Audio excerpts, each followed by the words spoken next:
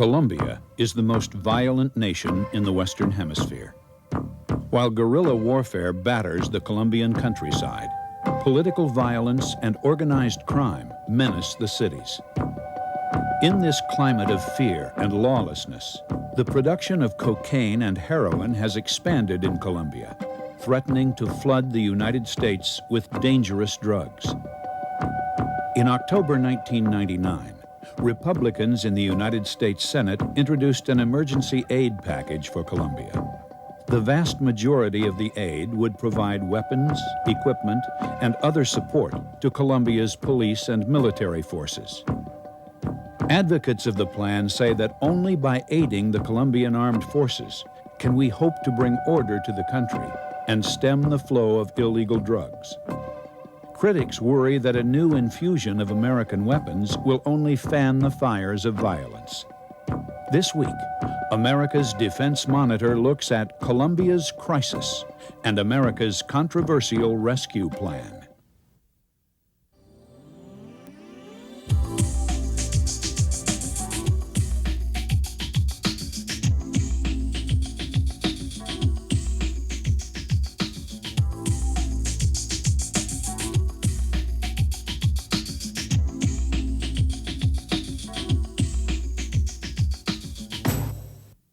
America's Defense Monitor, television for changing times.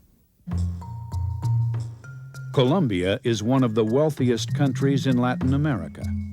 The country lies on 440,000 square miles of some of the world's most fertile land and is a major producer of oil, emeralds, and coffee. Colombian culture is a vibrant mixture of European, African, and Native American people and traditions. Colombia is a beautiful country. It's got beautiful people. It's such a big country, and it's such an important country, and it has so many resources that are essential for the economic well-being of the Western Hemisphere.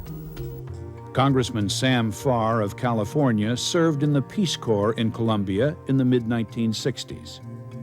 It's one of the largest countries in Latin America. It's as large as Texas and California put together. It's 40 million people. It's the most biodiverse country in the Americas. It has more resources and more microclimates for growing crops than any other country we know of. But despite the country's natural wealth and economic potential, millions of Colombia's people live in poverty, isolation, and fear. Colombians in rural areas are caught in the crossfire of a brutal and seemingly endless civil war. Refugees from the war have swelled the cities, where political violence and organized crime are daily realities. Colombia is in an economic depression. Colombia has a serious problem internally with different factions in the country, political factions, warring factions. The roots of Colombia's current miseries can be traced back 50 years to a period known in Colombian history as La Violencia, the violence. In 1949, civil war erupted between Colombia's two major political parties. In all, 200,000 Colombians were killed in the violence, and 1 million others were forced from their homes. When the war ended in 1972, political elites took over much of the agricultural land vacated by fleeing peasants. Thousands of displaced campesinos, forced to fend for themselves, joined the ranks of leftist guerrilla armies. When wealthy landowners faced a popular uprising, the Colombian military stepped in to protect them. Those whom the government could not protect were allowed to form private armies. These paramilitaries, as they are now known, have become Colombia's death squads. The private landowners form their own militia, the paramilitaries. The paramilitaries don't operate under any provision of law. They're not accountable to anyone. They create incredible atrocities that go unaccounted for. Political violence continued as La Violencia gave way to La Guerra Sucia, the dirty war. Colombian security forces and their paramilitary allies became infamous for deadly attacks on unarmed civilians suspected of supporting the guerrillas. In the mid-1980s, armed rebels joined with political dissidents to form a political party, the Patriotic Union. The party rose to power in many of Colombia's poor areas. The army and the paramilitaries swiftly reacted by killing more than 1,500 Patriotic Union activists, including nearly all of the party's elected officials. The guerrillas countered with a campaign of assassinations, kidnappings, and sabotage against both civilian and military targets.